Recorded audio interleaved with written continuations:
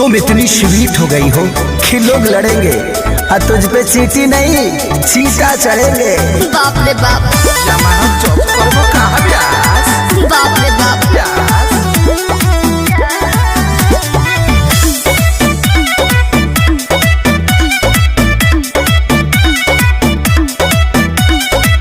काहे खातिर सुनर बनले भगवान